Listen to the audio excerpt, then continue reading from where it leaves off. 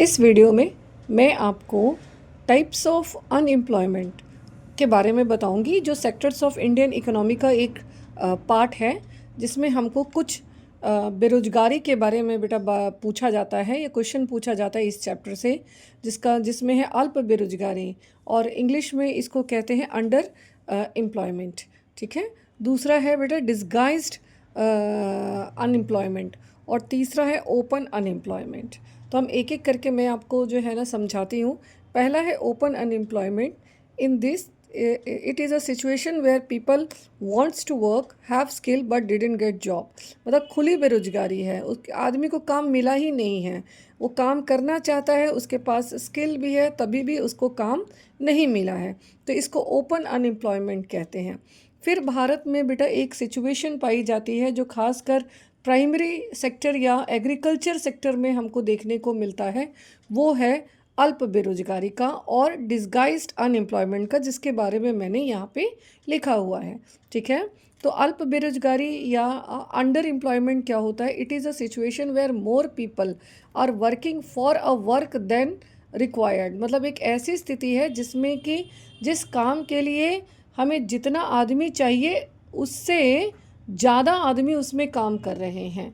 ठीक है। मतलब अगर मुझे काम कराने के लिए 5 आदमी चाहिए और उसमें 8 आदमी लगे हुए हैं, तो वो जो 3 आदमी हैं वो काम करते हुए दिख रहे हैं, लेकिन क्या है कि उनकी ज़रूरत वहाँ पर नहीं है।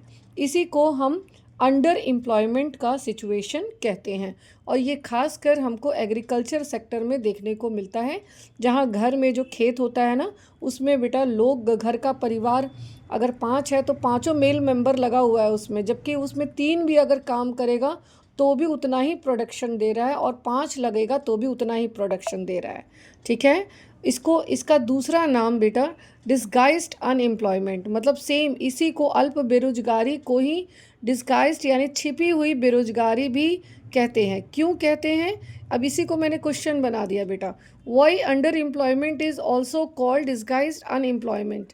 अल्प बेरोजगारी को छिपी हुई बेरोजगारी क्यों कहते? इसलिए क्योंकि अगर हम गौर से बेटा जी इस लाइन को देखते हैं कि किसी काम में ज़रूरत से ज़्यादा लोग लगा हुआ है, यानी जो ज़रूरत से ज़्यादा है वो अपना काम कैसे कर रहा है? अपनी क्षमता से कम काम कर रहा है, जिसको मैंने यहाँ सेंटेंस में लिखा हुआ है कि in under employment more people are working for a work than required. ठीक है। तो ऐसा क्या लग रहा है हमको? As people seems to work but all of them are not using their full potential. This type of underemployment is hidden in contrast to someone who does not have a job and is clearly visible as unemployed. देखो, जहाँ पे खुला है, अगर उसके से कोई काम ही नहीं मिला है, कोई काम करता हुआ नहीं दिख रहा है, तो वो हो गया बेटा खुला बेरोजगारी या ओपन अनएम्प्लॉयमेंट।